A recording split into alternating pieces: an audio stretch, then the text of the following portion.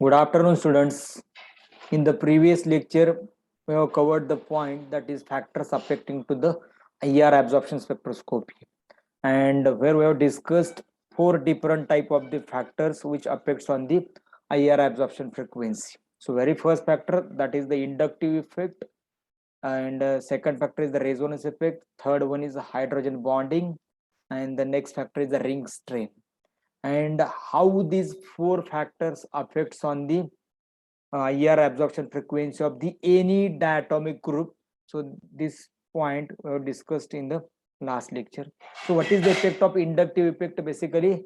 So plus I effect, whether it increases or decreases the IR absorption frequency. Yeah, what is your opinion? Please tell me. We have discussed in the last lecture how the inductive effect. Plus I effect means it is electron releasing group. Suppose electron releasing group is present near to the any diatomic group which is to be determine किंवा ज्याची तुम्हाला frequency calculate करायची त्याच्या शेजारी जर एखादं काय असेल की इलेक्ट्रॉन रिलीजिंग ग्रुप असेल so that will leads to whether decrease in resonance frequency or increase in whether decrease in IR absorption frequency or increase in IR absorption frequency. What will get happen? Suppose we have taken two examples, that is aldehyde, acetaldehyde and the acetone. So by comparing the carbonyl stretching frequency of these two groups, which carbonyl stretching frequency is more, whether aldehyde or acetone? Acetone is obtain around 1710 and aldehyde will obtain around 1725. aldehydeचा हा carbonyl stretch म्हणजेच काय की aldehydeची जास्त आली म्हणजेच काय याचा अर्थ काय होतो plus I effect increases the plus I effect decreases the IR absorption frequency. Okay, so why IR absorption frequency decreases? So everything we have discussed in the last lecture. I will not go in detailed discussion once again. तो सगळाचा सगळा part जो आहे तो आपण last lecture detail मध्ये सांगितलेला आहे, सगळ्या गोष्टी डिस्कस केलेत. तुम्हाला जर काही आठवत नसेल तर you can go to the earlier video, you can refer this video, then you will understand what is the effect of inductive effect. तसंच रेझोनन्स इफेक्टचं पण आहे. रेझोनन्स इफेक्ट मध्ये आपण काय सांगितलं की जनरली काय होतं की minus R effect decreases the IR absorption frequency. म्हणजे याला प्लस और मायनस आर म्हणण्याच्या ऐवजी आपण काय म्हणतो की कॉन्जुगेशन. as conjugation increases काय होतंय IR absorption frequency decreases. So this point we have discussed. Then in case of the hydrogen bonding also same आहे. हायड्रोजन बॉन्डिंग वाढलं का काय होतं IR absorption frequency कमी होते. आपण इंटरमॉलिक्युलर हायड्रोजन बॉन्डिंग बघितलं, इंट्रामॉलिक्युलर हायड्रोजन बॉन्डिंग बघितलं. तर बेसिकली डायल्युशन केल्यानंतर इंट्रामॉलिक्युलर हायड्रोजन बॉन्डिंग वरती काही इफेक्ट होत नाही त्याच्या ऍब्सॉर्प्शन फ्रिक्वेन्सीवरती. पण जर इंटरमॉलिक्युलर हायड्रोजन बॉन्डिंग असेल तर this absorption frequency will get affected by the dilution. ठीक आहे. आणि त्याच्यानंतर रिंग स्ट्रेन पण बघितलं आपण. तर रिंग स्ट्रेन मध्ये काय डिस्कस केलं? So as the size of the ring decreases काय होतं की रिंगवरचा स्ट्रेन जो आहे तो वाढतोय आणि मग तुम्हाला काय होईल की IR ऍब्सॉर्प्शन फ्रिक्वेन्सी जी आहे ती काय होईल, कमी होईल का वाढेल? What about the ring strain? Yes, कोण सांगेल प्लीज? तर रिंग स्ट्रेन म्हणजे काय की मी समजा इथं हा सायक्लो हेक्झॅनोन काढला, ठीक आहे. त्याच्यानंतर मग मी सायक्लो पेंटॅनोन काढला. लेटर ऑन सपोज आहे हा ड्रॉन सायक्लो ब्युटॅनोन आणि नंतर मी सायक्लो प्रोपॅनोन काढला. तर याच्यामध्ये कोणाची IR ऍब्सॉर्प्शन फ्रिक्वेन्सी जास्त असेल? Yes, which one? Yes, I got one answer. increases. काय होईल? As ring strain increases IR absorption frequency also increases. म्हणजे from cyclohexanone to the cyclopropanone काय होईल? IR absorption frequency increases. ठीक आहे. So these are the four effects we have discussed in detail in the last lecture. I think that there is no need to discuss more on these four concepts. So we shall go to the next point of this topic, that is instrumentation of the IR spectroscopy. थोडंसं आपण instrumentation बघूया. फार instrumentation पण तुम्हाला detail मध्ये बघायचं नाही, but just I will highlight what is the instrumentation of the IR spectrophotometer. तर हे जे इन्स्ट्रुमेंट IR स्पेक्ट्रोफोटोमीटरचं, it is a double beam spectrophotometer. Double beam म्हणजे की there are use of the two beams. One is for the sample, another one is for the reference. Two beam will separately pass through the sample as well as the reference material, and then these two beams will reaches towards the detector, and then the signals will be amplified and recorded. म्हणजे त्यामुळे त्याला काय म्हटलेलं की double beam spectrophotometer म्हटलेलं आहे. तर double beam spectrophotometer जर आपण स्केमॅटिक डायग्राम बघितली तर काय काय बघा, it contains the source of radiation. which produces the IR frequency or which produces the IR radiations. म्हणजे IR radiation produce करतील असा एक IR radiationचा सोर्स असणार आहे. Then there is another component that is beam attenuator. तर beam attenuatorचं काम काय? It splits one radiation into the two, म्हणजे beam म्हणतो आपण, not one radiation but beam of radiation splits into two parts. एक beam जो सोर्स कडून येतो रेडिएशन, IR रेडिएशनचा एक जो बीम आहे या सोर्स कडून येतो तो सिंगल बीम असतो.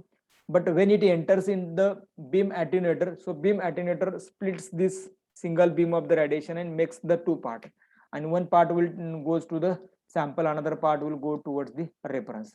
So third part is the sample compartment, fourth part is the reference compartment where we will put the reference, and in the sample compartment where we will put the sample which is to be analyzed.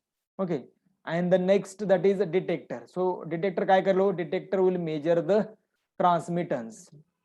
Detector will measure the transmittance. Transmittance म्हणजे काय हो, sample ना absorb करून जी शिल्लक राहिलेली Iyer radiations आहेत, म्हणजे whatever the remaining IR radiations after absorption of the sample and the reference, that will reach to the detector. म्हणजे त्याला आपण ट्रान्समिटन्स असं म्हणतो. त्या ट्रान्समिटन्स मध्ये ट्रान्समिटन्स जो आहे तो डिटेक्टर कडून डिटेक्ट केला जाईल. Then this signal will be amplified. त्याचा अमाऊंट मॅग्निट्यूड कमी असते, त्याला ऍम्प्लिफाय केलं जाईल आणि नंतर तो सिग्नल रेकॉर्ड केला जाईल. म्हणजे तुम्हाला जो असा काही स्पेक्ट्रम मिळतो तो this spectrum will be recorded in the recorder. ठीक आहे, तर सिंपल वर्किंग आहे इन्स्ट्रुमेंटेशन ऑफ IR स्पेक्ट्रोफोटोमीटर. काय आहे, in the source of IR radiation where IR radiations will be generated. So then this IR radiations will pass to the beam attenuator. So in the beam attenuator, the IR beam will split into two parts.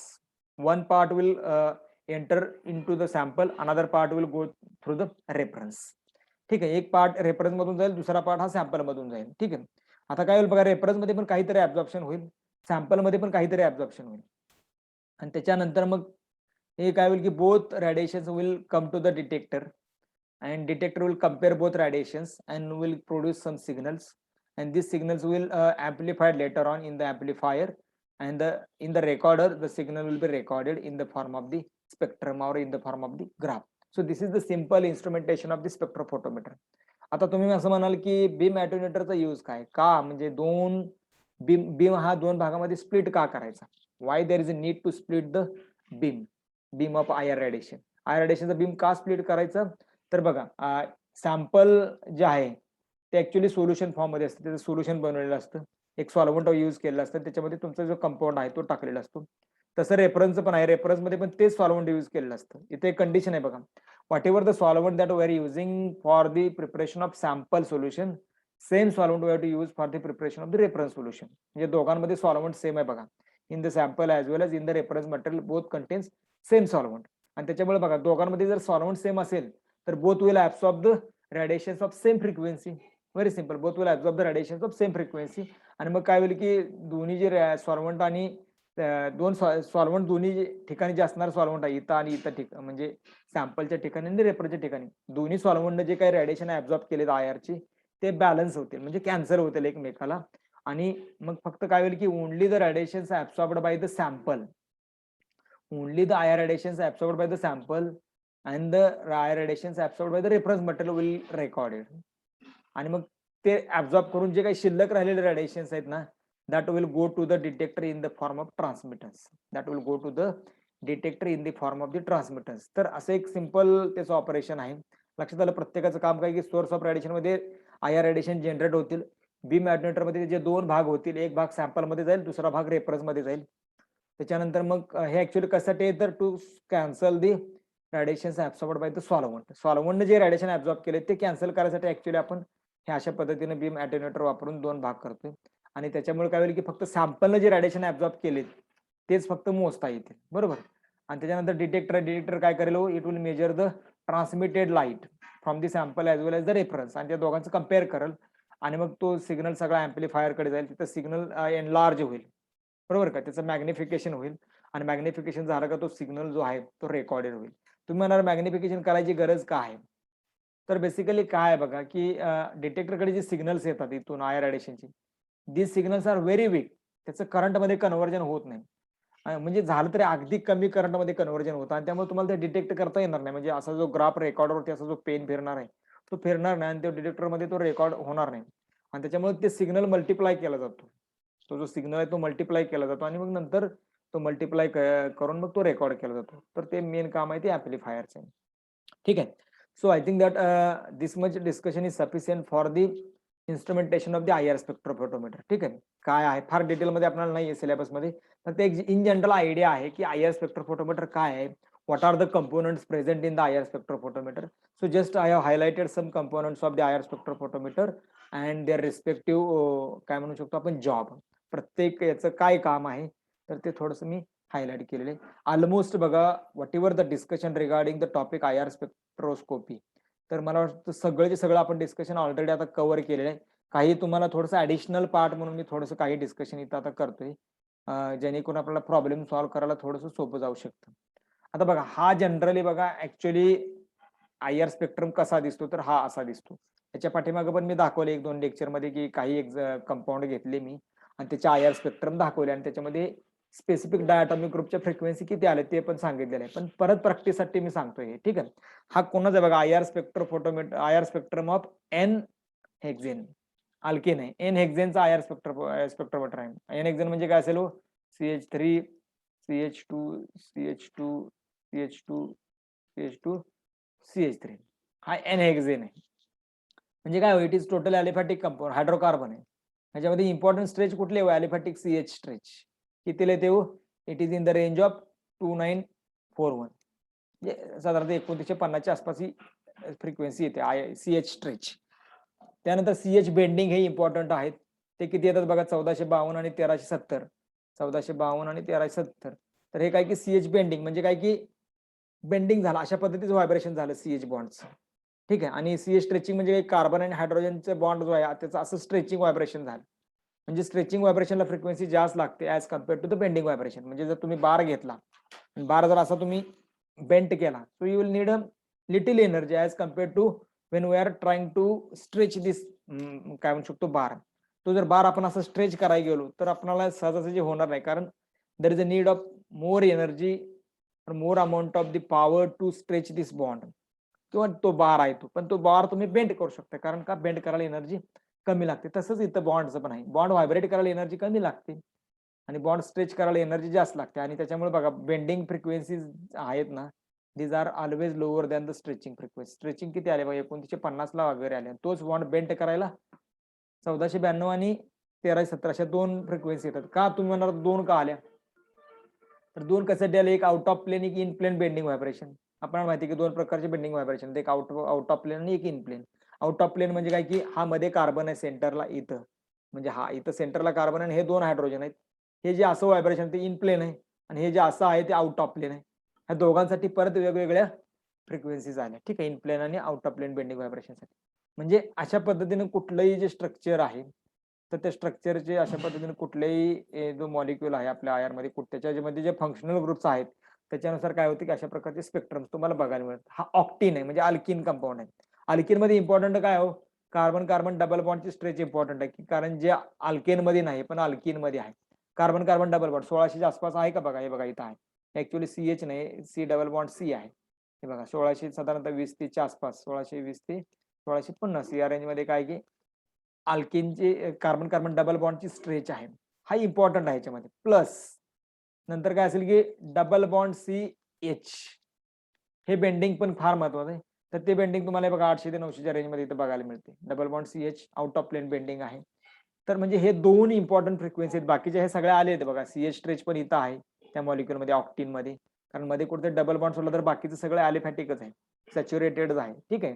तर अशा पद्धतीने आपण काय करू शकतो की कुठलाही molecule असेल तर त्याच्यामध्ये कुठल्या कुठल्या प्रकारचे फंक्शनल ग्रुप्स आहेत, so that can we can determine very easily. हे बघा आता भरपूर आहेत. अल्काईन आहे, याच्यामध्ये अल्काईन मध्ये काय हो, C triple bond C is very important one. We must have IR absorption frequency of the C triple bond C which is obtained around 2910 आहे, इथं इम्पॉर्टंट आहे.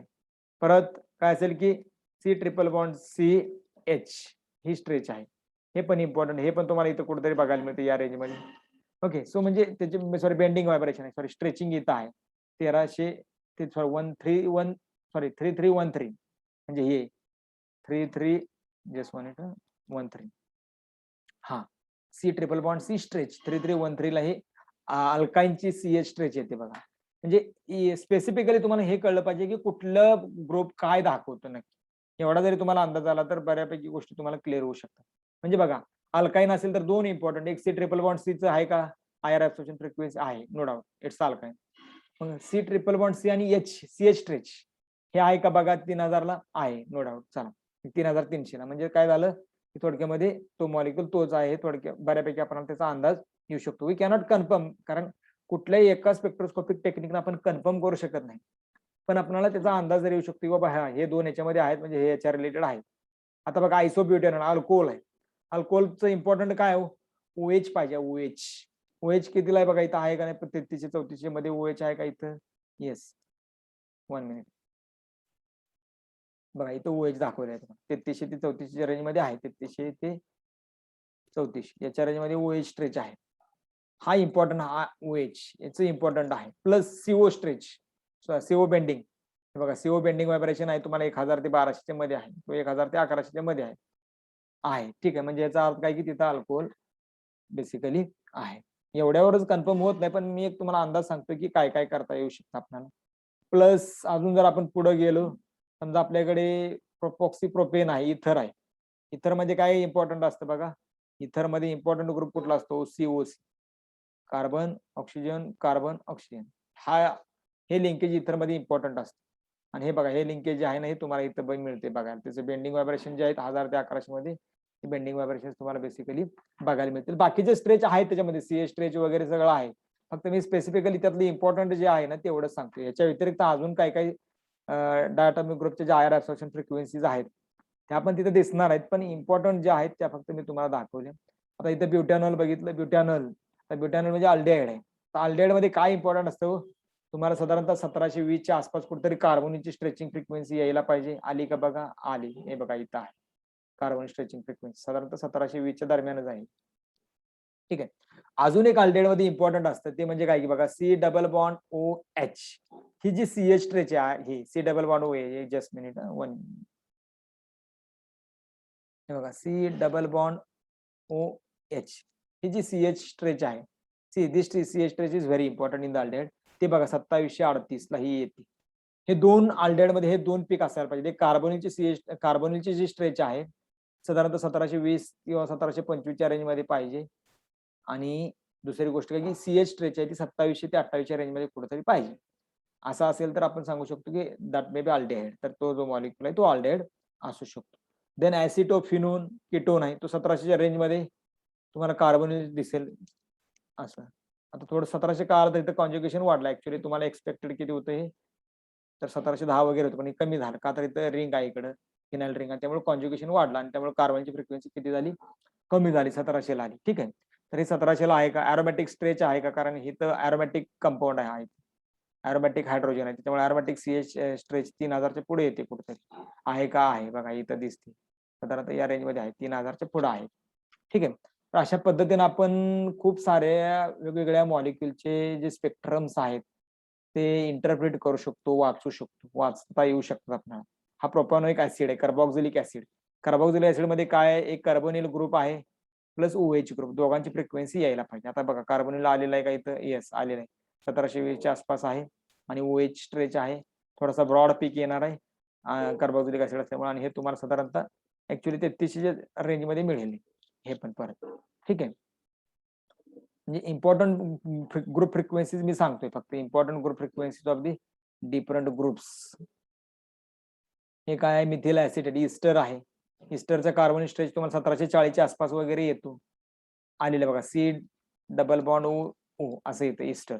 हा जो कार्बोनिल आहे हा 1740 च्या आसपास येतो, हा आलेला 1740 1750, तो 1735 ते 1750 आलेला आहे. ठीक आहे, म्हणजे हा ईस्टर आहे, कन्फर्मेशन आपण देऊ शकतो. अजून एक गोष्ट मला तुम्हाला घ्यायची आहे, बघूया आपण, त्याच्यावरून आपल्याला बराच अजून अंदाज येऊ शकतो. हे बघा, परत बेन्झामाइड आहे, अमाइड मध्ये NH स्ट्रेच आहे. असे वेगवेगळ्या प्रकारे तुम्हाला कुठलाही मॉलिक्युल जर तुम्ही घेतला तर त्याचे तुम्हाला वेगवेगळे जे ग्रुप फ्रिक्वेन्सीज आहेत तर त्या बघायला मिळते. मी थोडंसं काय करतो, हे जी स्लाइड आहे ती बंद करतो आणि मी दुसरी स्लाइड घेतो, जेणेकरून आपण तिथं पण अजून एक डिस्कशन करायचं आहे, ते करूया.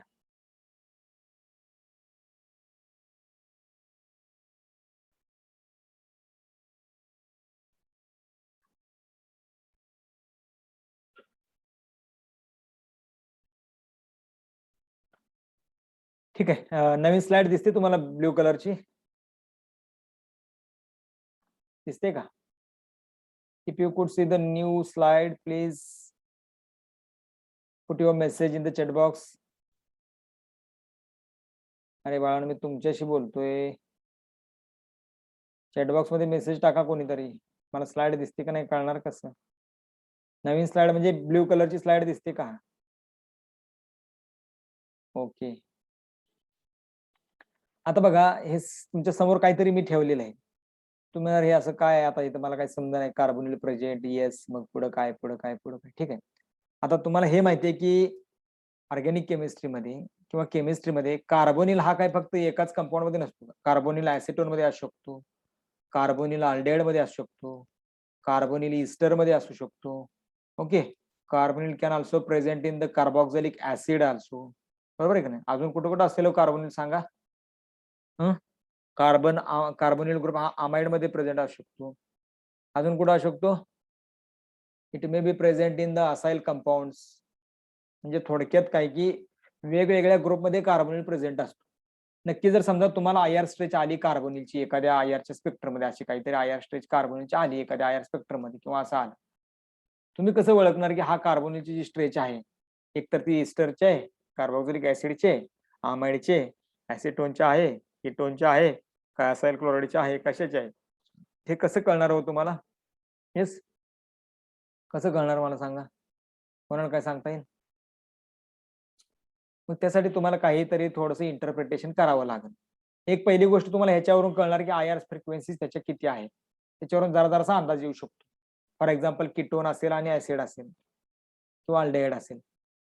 समजा कीटोन आणि अल्डेहाइड असेल तर ह्या दोघांचं काही घ्यायचं 1710 दरम्यान आहे आणि अल्डेहाइड आहे 1720 दरम्यान आहे.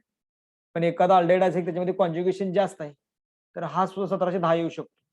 Then you will get confused whether this 1710 peak is because of the aldehyde or because of the ketone.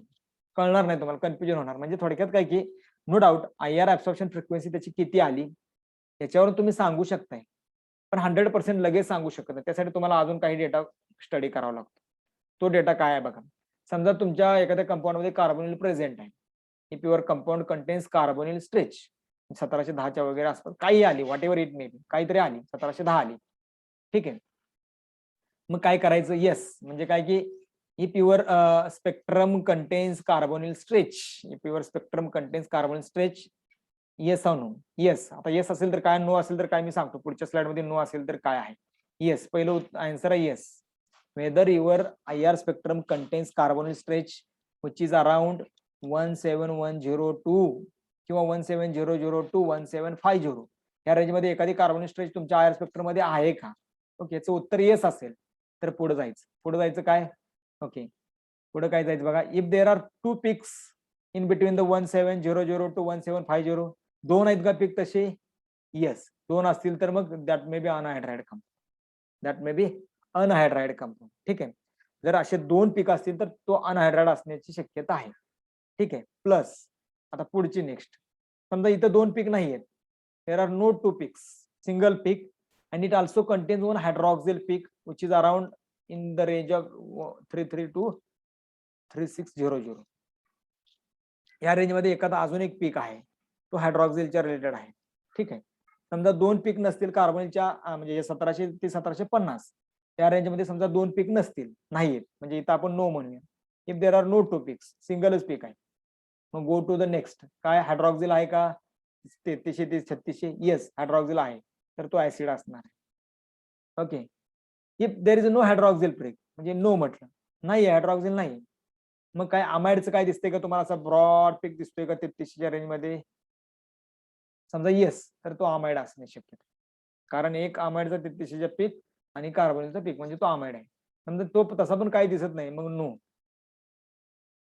ठीक आहे, no.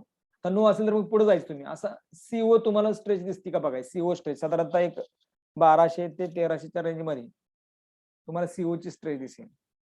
Okay, bending सीओचे bending vibrations दिसतील. ठीक आहे. मग 1200 ते 1300 मध्ये सीओचे जर बेंडिंग व्हायब्रेशन्स असतील तर दॅट मे बी इस्टर. तो इस्टर असणे शक्य आहे, कारण का बघा, सी डबल बॉन्ड ओ ओ, म्हणजे हा जो सीओ आहे त्याच्यामुळे ते असू शकतो. म्हणजे हे 1730-35 ह्याची असेल आणि तर हा CO मुळे काय असणार आहे, ऍक्च्युली ही पुढची रेंज असणार आहे. समजा तसं पण नाही, म्हणजे तुम्हाला 1000 आणि 1200 मध्ये काय दिसत नाही, म्हणजे नो. मग काय करा, अल्डेड आहे का बघा, म्हणजे काय की तुम्हाला CH स्ट्रेच दिसते का बघा. CH स्ट्रेच म्हणजे कुठली, अशी 2700 ते 2800च्या रेंजमध्ये, 2700 ते 2800च्या रेंजमध्ये. येस, दिसत असेल तर काय, दॅट मे बी अल्डेहाइड. आणि इफ नो, मग असलं काहीच नसेल तर दिस इज द कीटोन. लक्षात आलं, 1710 किंवा 1720च्या आसपास, 1700 ते 1750 काही मी अंदाज दिलेला आहे. 1710 ला ऍक्च्युअली कीटोन येतो. 1710 अशी स्ट्रेच आली आणि ह्यातलं काहीच आलेलं नाही, म्हणजे यातलं कुठलाच पीक तुम्हाला दिसत नाही त्याच्यामध्ये, मी सांगितलेल्या रेंजमध्ये आता. तर काय असेल तो कंपाऊंड कुठला असणार आहे, दॅट मे बी कीटोन. म्हणजे आयडेंटिफाईंग कसं करायचं लक्षात आलं का. It is not as such simple. तुम्हाला याचा अभ्यास करावा लागेल, खूप वाचावं लागेल, प्रॅक्टिस करावी लागेल. It is not that much simple. लक्षात आलं. आता हे बघा, हे मी कधी सांगितलं, कार्बोनिल प्रेझेंट असेल तुमच्या मॉलिक्युलमध्ये, म्हणजे तुम्हाला आयर ऍब्झॉर्प्शन फ्रिक्वेन्सी आली 1700 ते 1730-40च्या मध्ये एखादी आयर ऍब्झॉर्प्शन फ्रिक्वेन्सी आली, त्याच्यानंतर पुढे कसं अनालिसिस करायचं त्याच्या संदर्भात नाही, किंवा पुढे इंटरप्रिटेशन कसं करायचं त्याच्या संदर्भातले मी हे काही गाईडलाईन्स दिल्या. आता आपण असं समजूया की नो, माझ्यामध्ये कार्बोनिलच नव्हता मुळात पहिली गोष्ट. मग काय होईल बघा, आता पुढची स्लाइड बघू. Yes, no, go here. आता बघा पुढे येऊया. आता मी काय म्हटलं की there is a no carbonyl absorption frequency in the range of 1700 to 1740. 1700 ते 1740 मध्ये मला असलं काही माझ्या स्पेक्ट्रम मध्ये दिसत नाहीये. Then what next. समजा नो, दिसत नाही, मग काय करा, अल्कोहोलचं साधारणतः 3300 ते 3700 मध्ये काय दिसतंय का बघा. येस, 3300-3600 मध्ये मला एक पीक दिसलाय, म्हणजेच काय की दॅट मे बी अल्कोहोल. तर ते अल्कोहोल असू शकतं. मला नाही दिसलं 3300-3600 मध्ये काहीच, म्हणजे नो. मग काय करा, असं तुम्हाला शार्प पीक असा कॉलर असलेला दिसतोय का बघा 3300 ते 3600 मध्ये. जर समजा दिसला तर दॅट मे बी अमाइन, तर तो अमाइन असू शकतो. मला तसंही काही दिसलं नाही, पुढे जावा, नो. मग मला CO ची स्ट्रेच दिसते का बघा, मी मग सांगितलं 1100 ते 1200 मध्ये. ते कार्बोनिल दिसत असताना 1100-1200 मध्ये सांगितले. आता कार्बोनिल दिसत नसतानाचे काय असेल मग, that may be because of the इथर, म्हणजे कशामुळे असेल बघा, ओ ओ हे असं याच्यामुळे, हे इतर लिंकेज आहे. हे इतर लिंकेजचे जे CO आहे ना, त्याची जी बेंडिंग व्हायब्रेशन आहे त्याच्यामुळे ऍक्च्युअली तुम्हाला अशा प्रकारची इथरची स्ट्रेच दिसू शकते, म्हणजे तो इथर असेल कंपाऊंड. कारण कार्बोनिल नाही आणि फक्त असं काय तर असेल 1100 ते 1200 मध्ये, तर तो इथर असेल. समजा हा पण नाहीये, हे पण अशी पण स्ट्रेच नाही, मग तुम्हाला 2200च्या रेंजमध्ये काय दुसरं दिसते का बघा. 2200च्या रेंजमध्ये एखादा पीक दिसतोय का बघा. येस, दिसतोय. तर that may be nitride, cyanide, C triple bond nitride असू शकतो. नो, मला असं काही दिसत नाही 2200च्या रेंजमध्ये. मग काय 2150च्या आसपास काय दिसते का बघा. तू म्हणाल काय लावलं हे, नोन येस नोन येस आहे का नाही. एकतर ऑनलाईन काही समज नाही आणि नुसतं नोन येस नोन येस. काही मेसेज टाकलाय कोणीतरी, आवाज ब्रेक होतोय. आता बघा पुंडे, आवाज येतोय का नीट. बाकीच्यांना येत असेल तर पुंडे, there may be problem of your internet server असं म्हणूया आपण. बाकीच्यांना येतोय का, कोणीतरी सांगा मला प्लीज. अरे तुम्ही झोपला का काय जॉईन करून लेक्चरला, डोक्याच्या वरनं चाललं सगळं आयर स्पेक्ट्रोस्कोपी. हा, बाकीच्यांना आवाज येतोय का प्लीज. हो सर. पुंडे थोडस रेंज मध्ये या. ठीक आहे, आता आपण कुठं आलो, 2200ला C ट्रिपल बॉन्ड Cच्या रिलेटेड काही दिसत नाहीये. दिसत असेल तर काय हो, अल्काईन आहे तू. नसेल दिसत, नो. सॉरी आपण इथं आलो ना, C ट्रिपल बॉन्ड एन ला आलोय. C ट्रिपल बॉन्ड एन म्हणजे नायट्राइलचा पीक आहे, तो 2200 रेंज मध्ये येतो. आला असेल तर तुमचा कंपाऊंड हा नायट्राइल असण्याची शक्यता आहे. नसेल आला तर मग पुढे चला. पुढे कुठे चला, 2150 ला काय आहे का चेक करा. ओके, 2150 ला काहीतरी सापडलं, एक पीक सापडलं, म्हणजे दॅट मे बी अल्काईन असू शकतो. समजा 2150 ला काहीच नाही, नो. मग काय करा तुम्ही, 1600 ते 1620 किंवा 1600 ते 1650च्या रेंजमध्ये एखादी काही स्ट्रेच येते का बघा. येस, आली तर ते काही that may be alkyne, C double bond C असेल. समजा नाही आली, अल्कीन म्हणजे बेन्झिन वगैरे असू शकतं, नो. नसेल तर मग काय, मग आता एक काम करा, मग 1350 ते 1500 मध्ये काहीतरी तुम्हाला 2 पीक दिसत आहेत का बघा, ते नायट्रोचे असतील. जर असतील तर तुमचा कंपाऊंड हा नायट्रो कंपाऊंड असू शकतो. जर नो, तर मग काय करा, नो असेल तर मग तुमचा जो कंपाऊंड आहे दॅट मे बी हॅलाइड. म्हणजे हॅलाइड म्हणजे CCl अशी काहीतरी एखादी स्ट्रेच तुम्हाला ती दिसेल हॅलाइड. ठीक आहे. म्हणजे अशा पद्धतीने तुम्ही काय करू शकता की कुठलंही एखादा मॉलिक्यूल असेल आणि कुठल्याही एखादा तुम्हाला तुमच्या हातामध्ये एखादा स्पेक्ट्रम असेल, IR स्पेक्ट्रम, आताचे मी दाखवलं की ज्याच्यामध्ये अशा अशा तुम्हाला रेषा दिसतात, बँड्स दिसतात. असा जर IR स्पेक्ट्रम असेल तर तो कसा वाचायचा, त्याचं इंटरप्रिटेशन कसं करायचं, हा टेबल थोडासा नीट अभ्यास करा, की जेणेकरून यू विल बी क्लिअर. तुम्हाला अंदाज येईल की बाबा काय ऍक्च्युली करायचंय. बघा हे दोन्ही दाखवलं मी आता. बघा येस असेल तर काय असेल, नो असेल तर काय. पहिल्यांदा कार्बोनिल बघायचं, कार्बोनिल येस आहे का, तर हे इकडे याचा अनालिसिस. कार्बोनिल नो असेल तर इकडे यायचं. हे सगळं बाकीचं चेक करायचं. म्हणजे याच्यावरून बघा किती कॅटेगरीचे कंपाऊंड तुम्हाला IR वरून कळतात. अनहायड्राइड समजतो, ऍसिड समजतो, अमाइड समजतो, इस्टर समजतो, अल्डेड समजतो, कीटोन समजतो, alcohol, amine, ether, nitrile, alkyne, alkene, aromatic compounds, nitro compounds, halides. म्हणजे थोडक्यात काय, सगळ्या प्रकारचे फंक्शनल ग्रुप्स आपण काय करू शकतो, we can determine with the help of IR spectroscopy. किती सिंपल आहे बघा, एकदम सिंपल आहे. आज टॉपिक आपला संपणार आहे. उद्याच्या टॉपिक लेक्चर पासून आपण इंट्रोडक्शन टू इंडस्ट्रियल केमिस्ट्री हा जो नवीन टॉपिक आहे तो सुरू करायचा. हे बघा मिनिमम तुम्हाला एवढं माहित असायला पाहिजे. ऍज IR स्पेक्ट्रोस्कोपी जर तुम्ही शिकला तर minimum information that you should know. तर हे एवढा एक चार्ट आहे. हे तुम्हाला शेअर करतो मी पॉवर पॉईंट प्रेझेंटेशन, डोंट वरी. हे सगळं शेअर करतो मी, आजच शेअर करतो, म्हणजे तुम्हाला वाचायला सोपं जाईल. मिनिमम तुम्हाला एवढ्या व्हॅल्यूज माहित असायला पाहिजे. मी आता सांगितलं बघा, नायट्राइल सांगितला, C111C सांगितला, कार्बोनिल सांगितला, C111C सांगितला, OH सांगितला, NH सांगितला, CS सांगितला. हे मिनिमम तुम्हाला अप्रॉक्सिमेटली त्याच्या ह्या ज्या सगळ्या व्हॅल्यूज आहेत त्या अप्रॉक्सिमेटली व्हॅल्यूज तुम्हाला माहित असायला पाहिजे, तरच तुम्ही एखादा प्रॉब्लेम सोडवू शकता, स्ट्रक्चर डिटरमाइन करू शकता. अदरवाईज काही करता येणार नाही. ठीक आहे. आता एक माझ्याकडे किती वेळ आहे बघूया, तुम्हाला प्रॉब्लेम सोडवायला देतो. मला वाटतं आपल्याकडे 6 मिनिट आहे. 6 मिनिटामध्ये आपण एक छोटंसं काम करूया. काय छोटंसं काम करूया, की तुमच्या समोर काही मॉलिक्युलर फॉर्म्युले दिलेले आहेत. आता हे बघा, हे काही कन्फर्म स्ट्रक्चर नसणार आहे, पण सजेस्टेड असणार आहे, प्रोबेबल स्ट्रक्चर म्हणूया आपण. C3H8 हा असा पहिला मॉलिक्युलर फॉर्म्युला आहे, C3H8. आणि तुम्हाला एक IR पीक दिलेला आहे, IR पीक एकच दिलाय बघा, सिंगल दिलाय. तुम्हाला आता जे पाठीमागे तुम्ही चार्ट स्टडी केला ना, त्याच्यानुसार आपल्याला पुढे जायचं. अरे बाळा, तुम्हाला हे दिसतंय का, स्क्रीन दिसते का तुम्हाला? प्लीज टेल मी, कुड यू सी द स्क्रीन? मी काय करतो, परत शेअर करतो.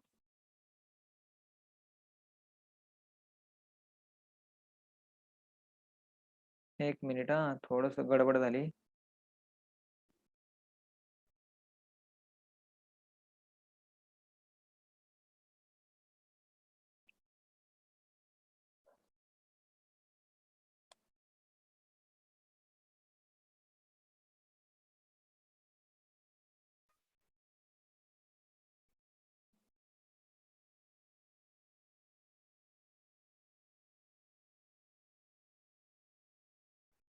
ठीक आहे.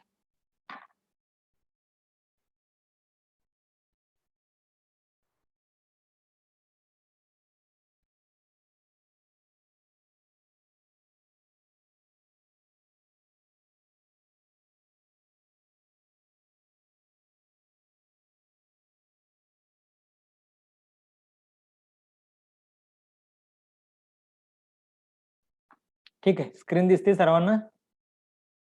अरे बाळांनो, माझा करंट तुम्हाला नीट पोहोचतोय काय? ओके. एक पहिला प्रॉब्लेम घ्या, मला तुम्ही सांगायचा स्ट्रक्चर कुठला असेल.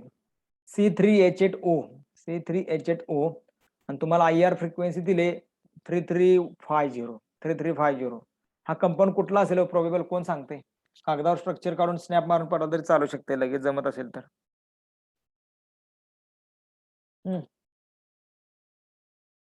किंवा पुढचं जरासं क्रिटिकल आहे ते घ्या, C3H6O.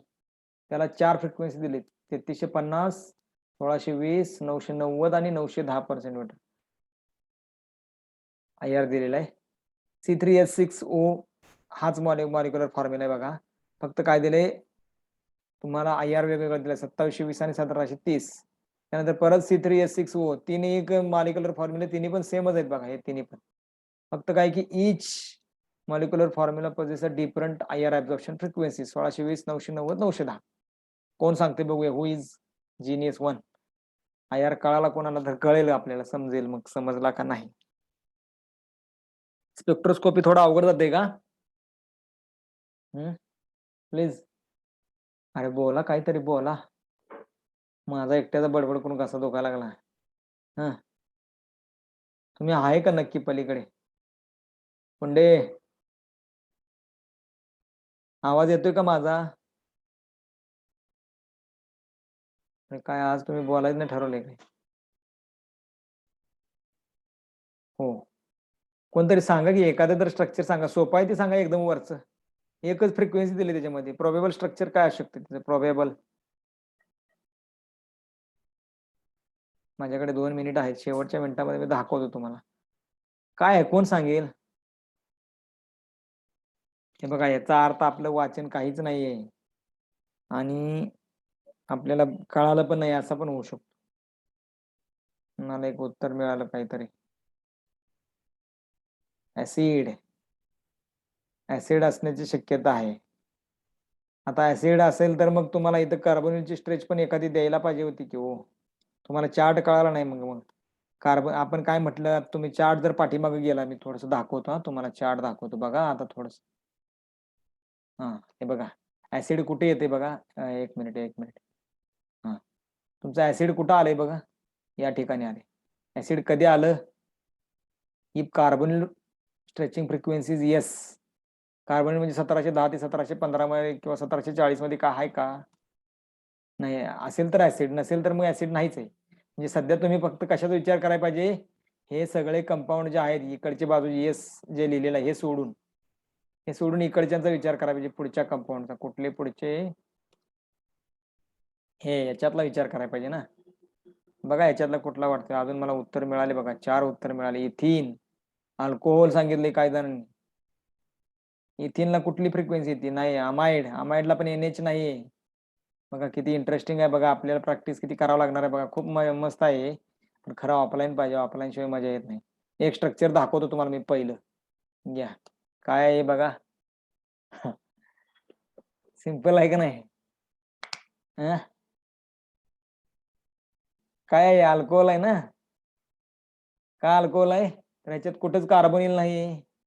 अमाइडला ह्याच्यात NH स्ट्रेच पाहिजे होती, नाही. इथिनला ह्याच्यात कार्बन कार्बन डबल बॉन्ड पाहिजे होता. कार्बन कार्बन डबल बॉन्ड म्हणजे 1610 ते 1630-40 मध्ये काहीतरी पाहिजे होतं, बरोबर का? अमाईनला तुम्हाला 3300 ते 3400 च्या रेंज मध्ये आता तुम्ही. आता हे बघा, काही जण म्हणतील मग अमाईन का नाही? या you may be right, primary amine असू शकतं. प्रायमरी अमाईन असू शकतं, पण कारण बरोबर आहे, कारण 3350 मध्ये प्रायमरी अमाईनचा पीक येऊ शकतो. असा कॉलर, असा एक कॉलर असा एक पीक येतो प्रायमरी अमाईनचा, येऊ शकतो. No doubt, you are right. म्हणजे हे प्रायमरी अमाईन किंवा अल्कोहोल असा असू शकतो, NH2 किंवा OH. फक्त काय की OH 3350 प्रायमरी अमाईनचा पीक जरासा पुढे जातो, 3400 3400